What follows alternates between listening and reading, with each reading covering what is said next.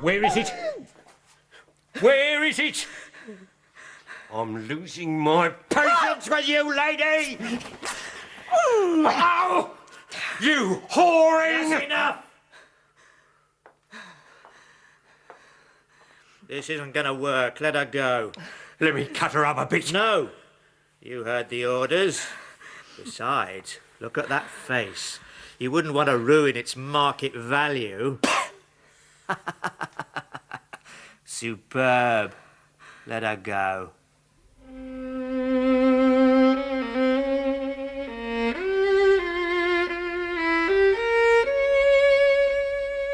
A Scandal in Bohemia by Sir Arthur Conan Doyle, dramatised for radio by Bert Coules, with Clive Merrison as Sherlock Holmes and Michael Williams as Dr. John Watson, and featuring Sarah Bedell as Irene Adler and Andrew Sachs as the King.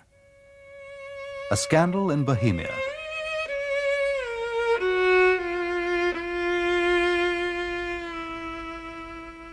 To Sherlock Holmes, she is always the woman. I have seldom heard him mention her under any other name. In his eyes, she eclipses and predominates the whole of her sex. It was not that he felt anything akin to love for her. All emotions, and that one particularly, were abhorrent to his precise, analytical mind. Love. Love is an emotional thing, and whatever is emotional is opposed to true, cold reason. Which you place above everything else. Of course, I should never marry myself, I'd like to see the woman who'd take you on. lest I bias my judgment. I trust that my judgment may survive the ordeal. And yet to him, there was one woman. And that woman was the beautiful Irene Adler, of dubious and questionable memory.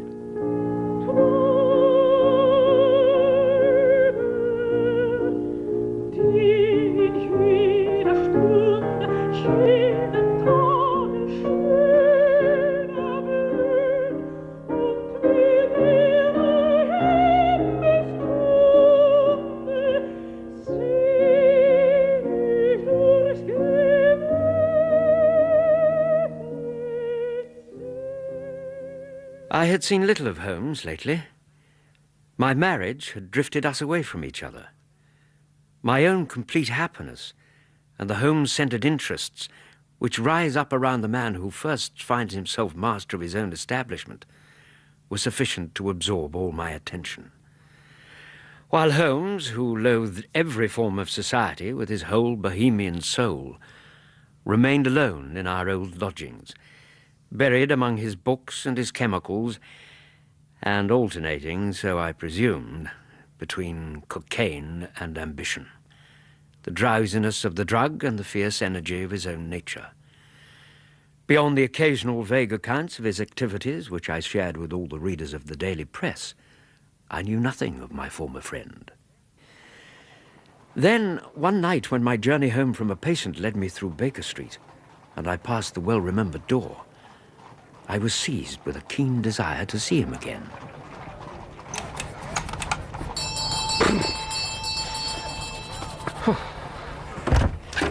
Good evening, Mrs. Hudson. Oh, I do beg your pardon. Good evening, sir. My name is Turner. May I help you? Is Mr. Sherlock Holmes in? He is, sir. Do you have an appointment? An appointment? No, I don't. I'll ask if Mr. Holmes will see you. What name shall I say?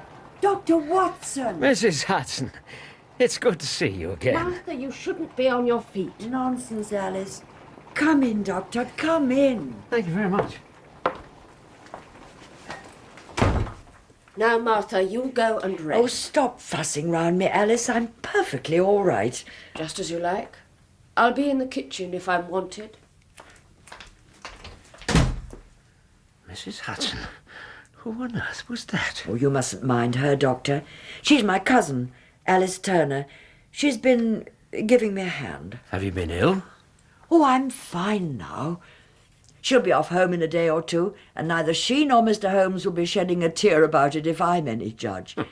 Now let me look at you. Doctor, you're a real sight for sore eyes. And how's Mrs. Watson? She's very well, thank you. Mrs. Hudson, you shouldn't let him wear you into the ground. Why didn't you send for me?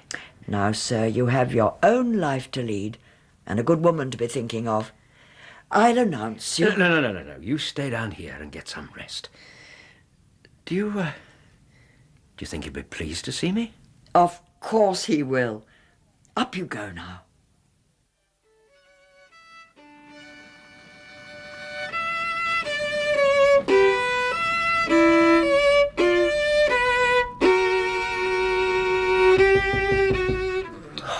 Yes, what is it? Come in, Mrs. Turner.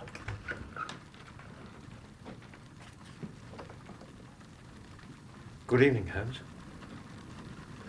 Watson. I was passing the door. Pray, come in. Thank you. Phew. It's a cold night. Wedlock suits you. You've put on 7.5 pounds since I saw you last. 7. Just a trifle more, I fancy. Perhaps. You are back in practice, but your list is not yet a wrong one. Tonight you called on a patient in a prosperous household to which you travel by 4-wheeler. You got yourself very wet lately, and you have a most clumsy and careless servant girl. Would you care for a whiskey? Oh, my dear fellow, how are you? Oh, I've been kept busy. I'm delighted to hear it. Take off your coat, Watson. Have a seat. Thank you. Now, you'll join me in a drink. Oh, that would be very welcome. How is Mrs. Watson? Oh, she's in excellent spirits. Oh, splendid, splendid. Here we are. Thank you. Your very good health.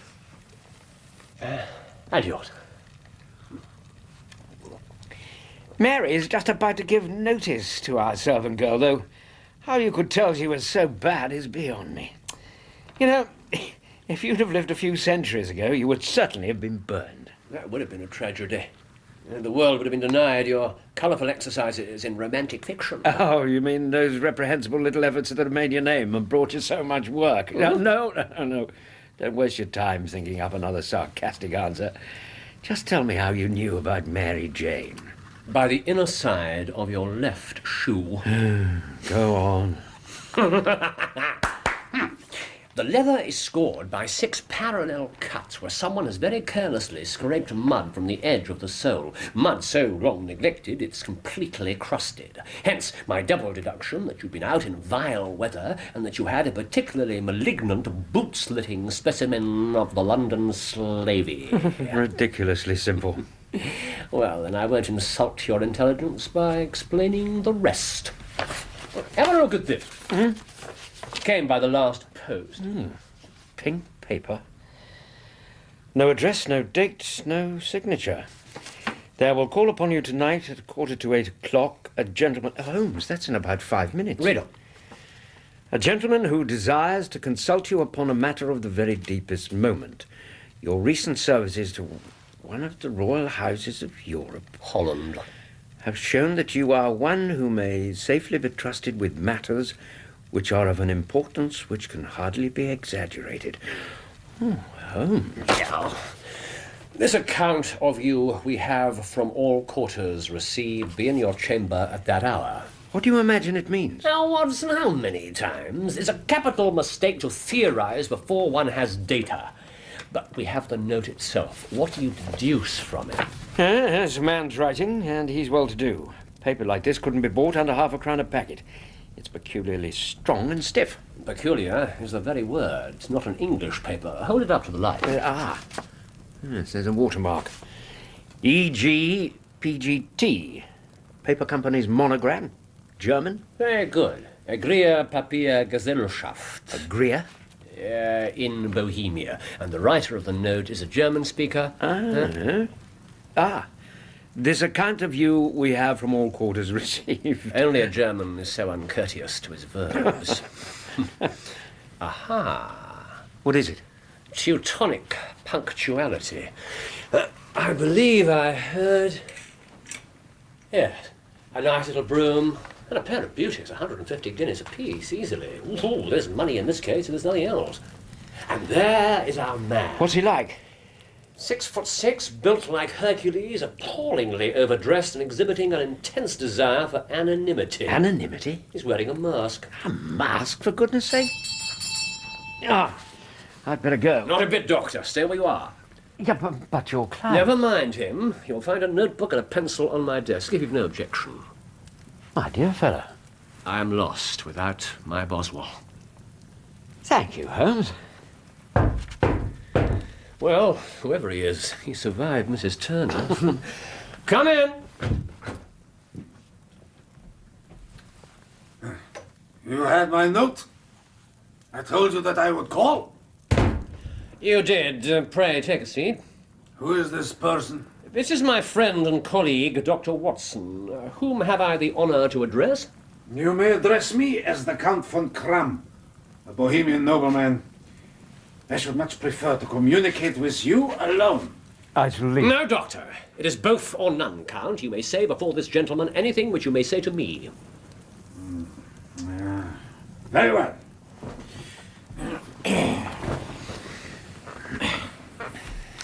You will excuse this mask. The august person who employs me wishes his agent to be unknown to you, and I may confess that the title by which I have just called myself is not exactly my own. I wasn't aware of it. The circumstances are of great delicacy and could grow into an immense scandal. It is not too much to say that the whole course of European history could be affected. To speak plainly, the matter implicates the great house of Ormstein, kings of Bohemia. I was also aware of that. Sir, you are represented to me as the most energetic agent and most incisive reasoner in Europe. Your informant was not in error. This is intolerable. If you would condescend to state your case, I should be better able to advise your Majesty. Your Majesty?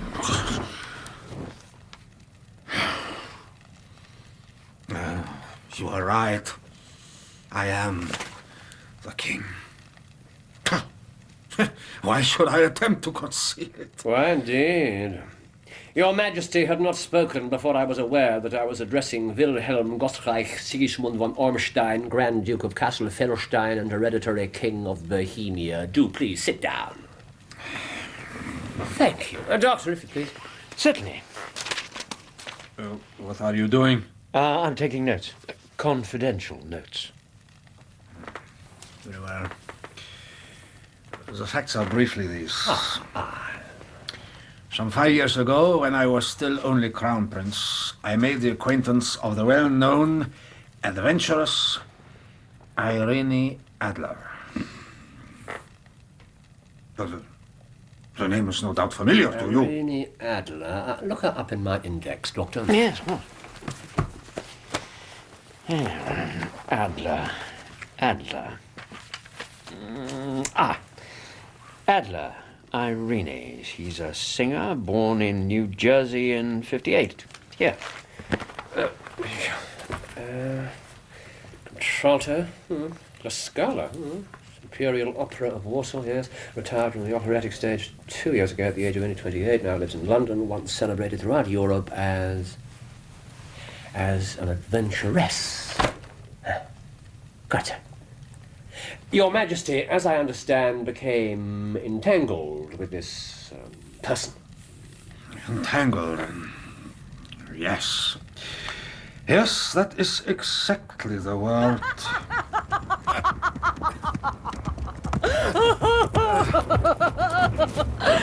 That's 3 races in a row, Willy. What's the matter with you? The next time I buy you a horse, I'll do the choosing. The slowest one I can find. You just don't like being outridden by a woman. Or perhaps I'll give you something less exhausting. A yacht. I've always wanted a yacht. What would you do with a yacht? Willy, there are things you can do on a yacht that you can't do on a horse. Come on! She was beautiful, elegant, clever, She was the most refreshing, the most natural woman I'd ever encountered. And the most audacious. Ready, Billy? Here I come. Irene. Don't you like the suit? It's one of my favorites. Is this some kind of a joke? What have you done to yourself? I thought we'd go for a stroll. These are my walking clothes. You expect me to appear in public with you looking like that? Well, for God's sake, woman, what will people say? Is that all you ever think about? Listen, my love, once I fix my hair, I can fool anyone. You're not serious. I'm perfectly serious. Now shut up and kiss me. Well? What are you waiting for? I want to remember this moment. I never kissed a man before.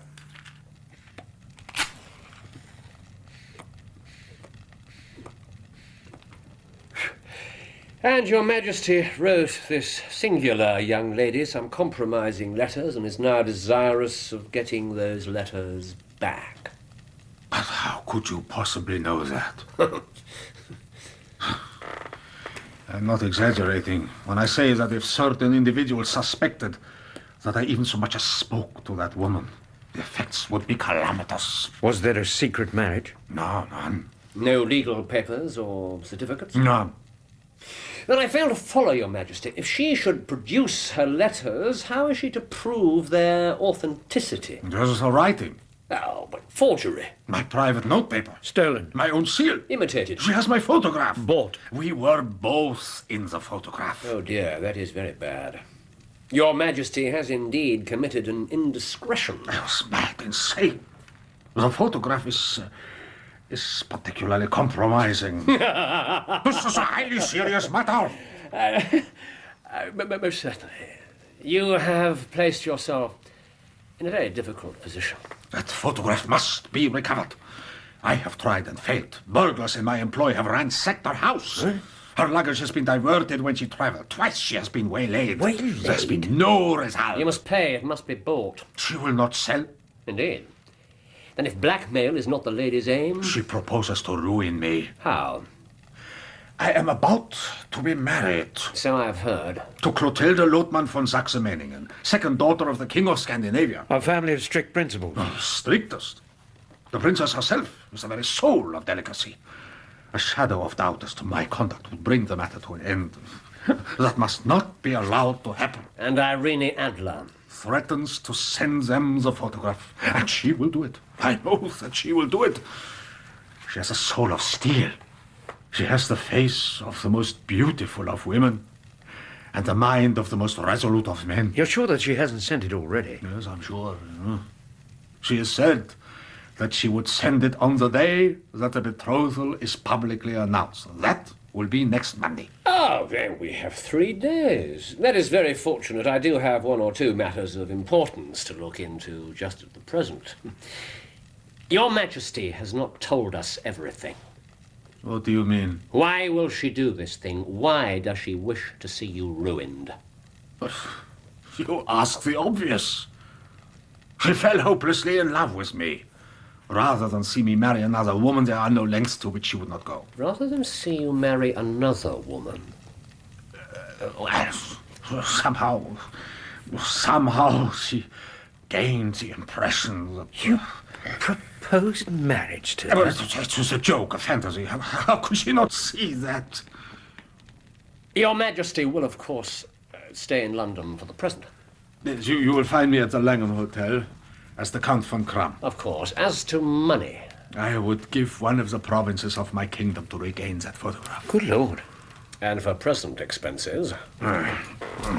This bag contains £300 in gold and 700 in notes. I do not require a receipt. And Mademoiselle's address? St. John's Wood. Here are the details.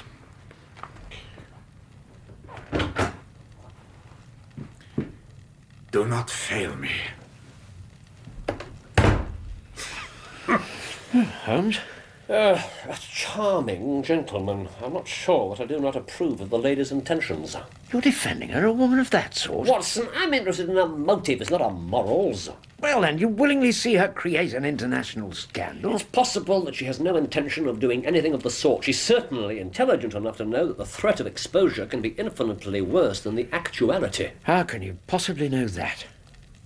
To live a successful life outside the conventional boundaries of society requires intelligence as well as bravery. Well, if you feel that way, why did you accept the case? Because a man who's already tried burglary, theft and violence is only a small step from something more drastic. You can't mean that. A reigning monarch? Powerful interests are at work here, Watson. I believe I can resolve the situation with a minimum of fuss. Assuming you manage to recover the photograph. Oh, really, Doctor?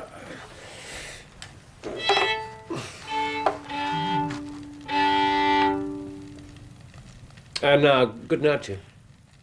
Oh. Good night. Would you care to call tomorrow afternoon at 3? With pleasure. Thank you. Excellent. I should value a chat with you then. Till tomorrow, then. Holmes, it was good to see you again. Good night. Good night.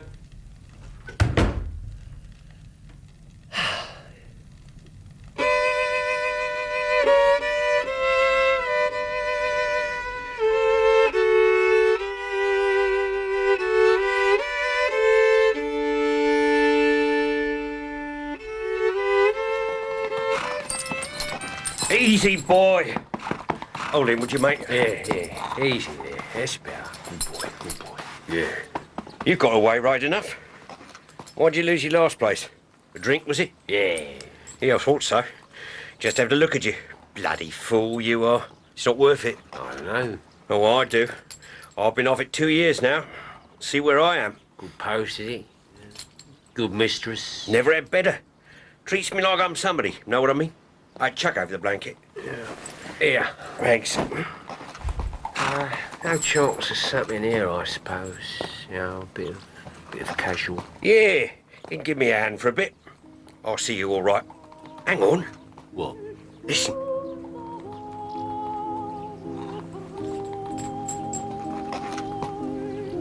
That's her. Nice, eh? Yeah. Nice.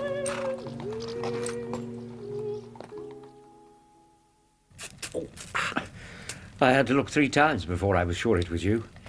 One of your best. Oh, thank you, Doctor.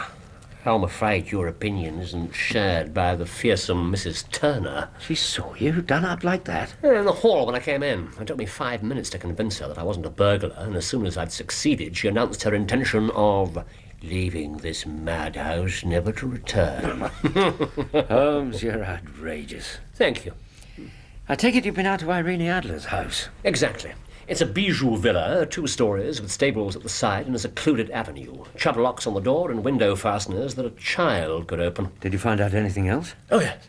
There's a wonderful Freemasonry among horsey men. Be one of them, and soon you'll know all there is to know. Oh, in return for 2 hours of fetching and carrying, I received 2pence, 2 fills of shag tobacco, and as much information as I could desire. And? She's turned all the men's heads down in that part, and she's spoken of with considerable respect.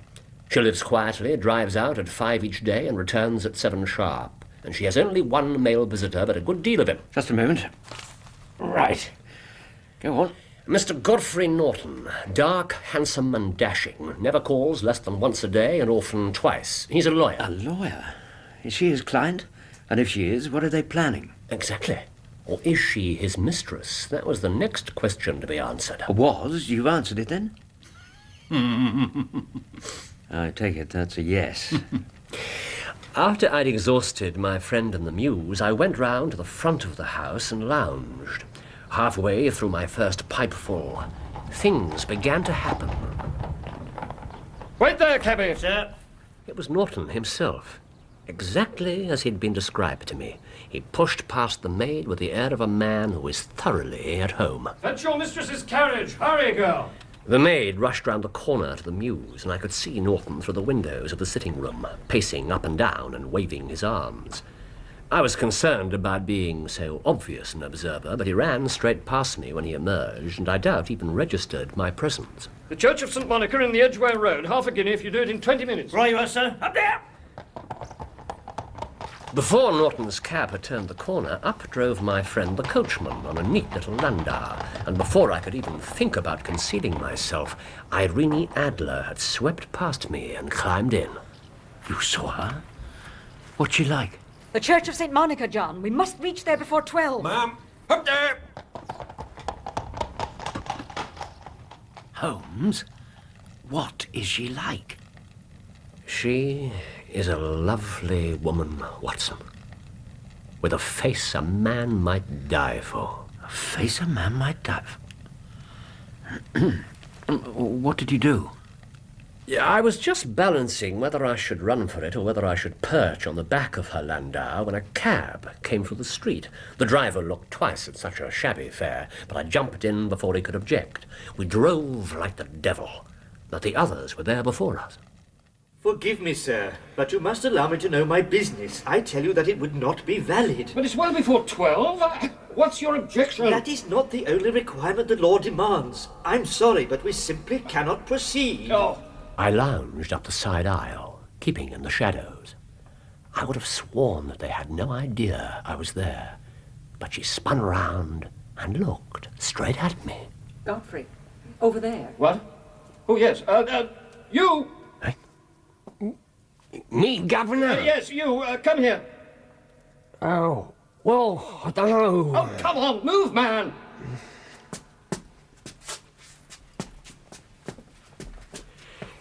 Yes, Governor. Mrs. Just stand there quietly, please. Well, man? Splendid. Dearly beloved, we are gathered here today in the sight of God. Before I knew where I was holding a ring and generally assisting in the secure tying up of Irene Adler, spinster, to Godfrey Norton, bachelor. It was the most preposterous position I've ever found myself in. I was standing as close to her as I am to you. Closer. Did she suspect you? I do not believe so. After the ceremony, we exchanged a few words. What? Oh, there was no avoiding it. Congratulations to you both. Thank you very much. Yes, thank you. Come along then, Mrs. Norton. Oh, just one moment, Godfrey. Sir, please. Me, Mrs. Please, come here. Ma'am. I want to thank you for being there when we needed you. It's my pleasure, ma'am. I think you were a lucky omen for our future. It was fate that brought you into the church. I don't believe in fate, Mrs. Oh, my friend, don't you have any romance in you at all? I'll best be off, ma'am. Wait. Here. No, Mrs. I'm not a beggar. To please me. I'm obliged then, ma'am. Good luck to you. And to you, my friend.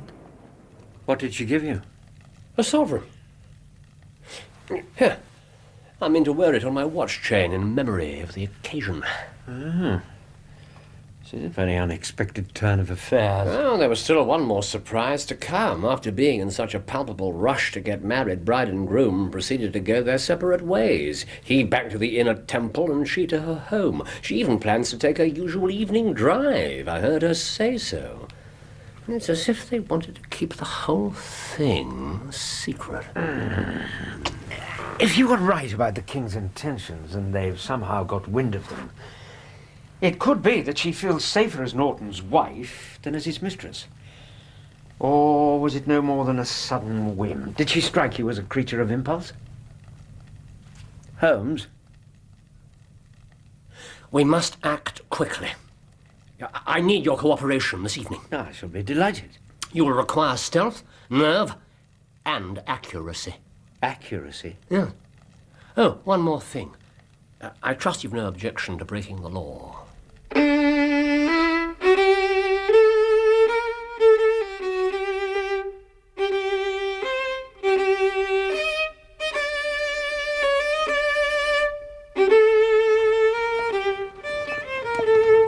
It's good of you to accompany me, young man. It's rare nowadays to encounter such courtesy. I fear you may find my conversation a little limited. Please, Holmes, leave it until we're there. Having second thoughts, Watson? I suppose you do know that impersonating a minister of the church is a criminal offence. Yes, well, so is throwing a smoke rocket through somebody's front window. And you've already agreed to that. Look, are you really sure that the photograph is somewhere in the house? I don't believe she'd entrust it to somebody else. But the king had the house burgled. Chow, they didn't know how to look. How will you look? I will not look. Well, then? I'll get her to show me. This is my page. Go on, get out of Holmes, this is not what I would call a quiet avenue. Look, spare a coin, sir. Spare a coin for an old soldier. Oh, you poor soul. Give him something, Doctor. Here you are, my man. Oh, God bless you, sir.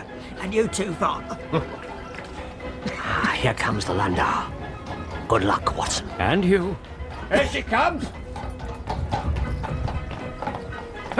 Let me open the door for you, Get lady. out of it. I was there first. Like hell you were. What's going on? You looked at me. Don't make me laugh. Get away from my Hey, carriage. who are you calling a liar? Get your fist to yourself. John! Here, clear off out of it. You heard the lady. Get off. Ow. John! Stop it! Stop it at once! This is common brawling. Madam, I shall escort you to the door. Pray, take my arm. Get lost, you old fool. Ow. Oh, my God. You slating idiot. Now, stand back there. Give him some air. John? Is the gentleman all right? He's still breathing. Come on, get out of it. Clear off. Well, we can't leave him lying here. Help bring him into the house. Sir, can you hear me? Let me look at those cuts. Turn your head this way. No. Madam, I beg you. It's nothing. But you're bleeding. A scratch, but madam, you... were you injured? Quite unscathed, I assure you. Oh, thank the Lord. They were roughs, madam. They meant to have your purse. Well, they did not succeed, thanks to you, my friend. We live in evil times. I do not understand it, this mad desire to do harm to others. It will destroy our civilization. Not while there is goodness and love in the world, and brave gentlemen who think of others before themselves. And gracious ladies. Amen to that, madam. Amen to that. Oh, no, my dear sir. Here. Come, lift your head. Let me help you. Take a sip of this. Slowly now. Oh, I cannot breathe. I'll give you some air.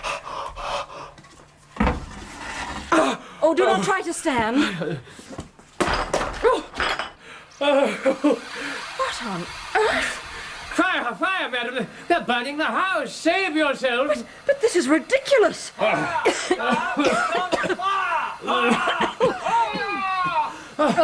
Save yourself, madam! Don't alarm yourself, my friend. This is just some sort of a stupid prank. I'll ring for someone. Oh, madam, I implore you, your life is in peril.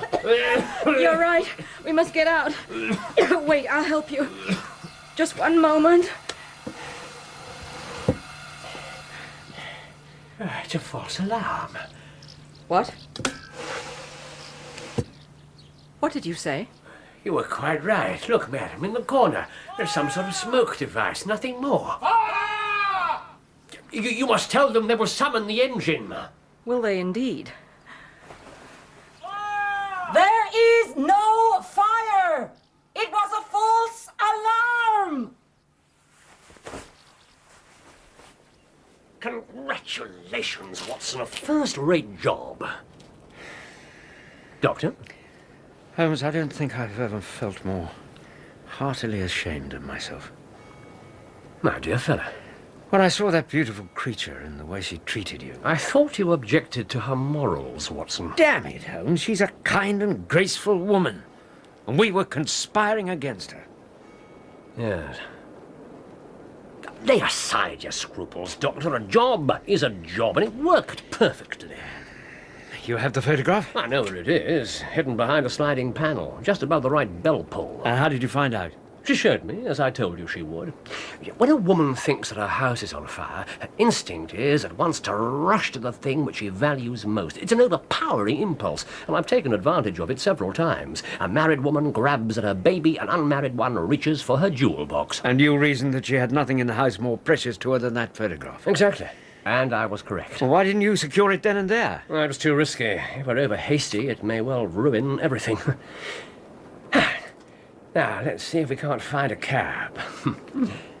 I believe we've earned our dinner.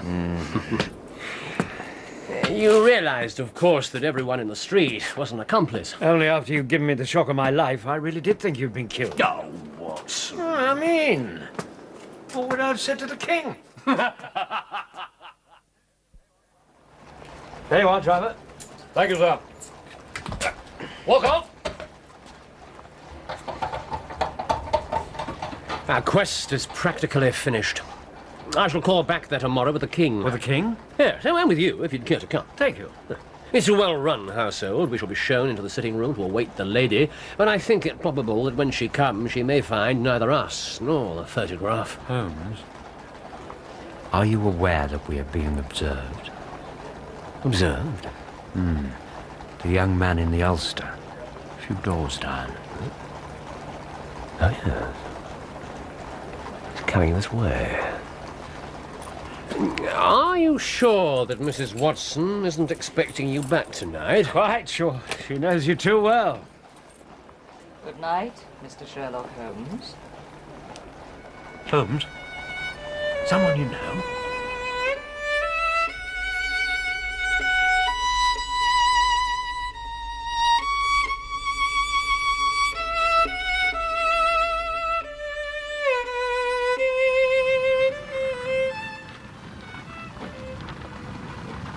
You are sure that we can get the photograph?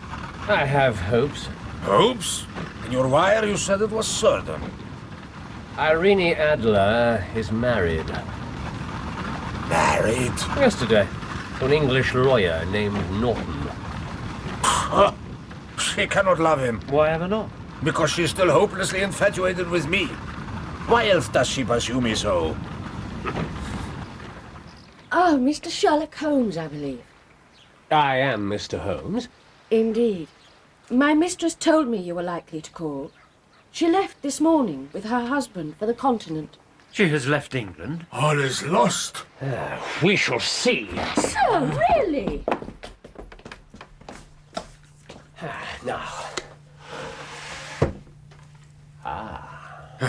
Give me the photograph. Here. This is not the one. What? Holmes, this is a photograph of the lady by herself. So I observe, but this may explain matters. Yeah, if you please. It is addressed to me. To you? Yes, to me. My dear Mr. Sherlock Holmes, you really did it very well. You took me in completely. Until after the alarm of fire, I had not a suspicion. But then, when I found how I'd betrayed myself, I began to think. Yet even after I became suspicious, I found it hard to think evil of such a dear, kind old gentleman as that clergyman. But you know I... Oh, what is this nonsense? What of the photograph? Watson. But you know, I have been trained as an actress myself. Male costume is nothing new to me, and I often take advantage of the freedom which it gives. Last night I followed my mysterious visitor to his door, and so discovered just who it was who had taken such an interest in me. Good night, Mr. Sherlock Holmes. As to the photograph... At last. What does she say? As to the photograph, your client may rest in peace. Oh, thank God. The king may do what he will without hindrance from one whom he has cruelly wronged. I love and am loved by a better man than he. I leave a rather different photograph, which he may care to possess. What a woman. What a woman. Yes, indeed. Holmes? Thank you. Mr. Holmes, I know that you will understand that I keep the photograph only to safeguard myself against any steps which the king might take in the future. You will find the nest empty when you call, as I am sure you shall tomorrow morning. You, sir, are a formidable antagonist. I remain, dear Mr. Sherlock Holmes, very truly yours, Irene Norton, née Adler. I am sorry that I have not been able to bring your Majesty's business to a more successful conclusion. On the contrary, my dear sir, nothing could be more successful. I know that her word is inviolate. The photograph is now as safe as if it were on the fire. I'm glad to hear your Majesty say so. Pray, tell me how I can reward you. This ring... Your Majesty has something which I should value even more highly. You have but to name it. This photograph. Irene's photograph? Well, certainly, if you wish it. I thank your Majesty. Then there is no more to be done in the matter. Ah, but what a woman. Did I not tell you how quick and resolute she was? Would she not have made an admirable queen, eh? Is it not a pity she was not on my level? From what I have seen of the lady, she seems indeed to be on a very different level to your Majesty. I have the honor to wish you a very good morning. A remarkable individual. I would have permitted him to shake my hand. Good day, Your Majesty.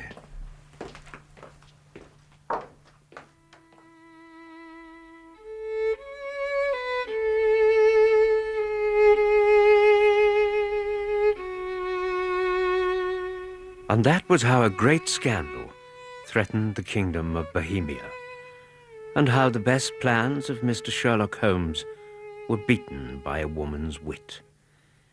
He used to make merry if ever I mentioned the cleverness of women, but I have not heard him do it of late.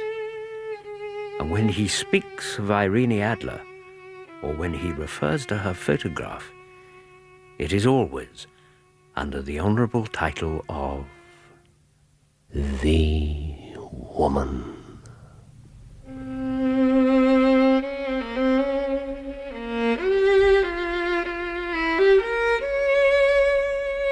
In A Scandal in Bohemia, Sherlock Holmes was played by Clive Merrison and Dr. Watson by Michael Williams.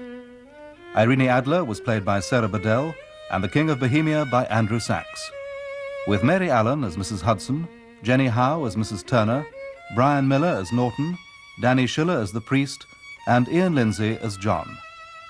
Other parts were played by members of the cast. The violinist was Leonard Friedman. A Scandal in Bohemia was dramatized for radio by Bert Coules and directed by Patrick Rayner.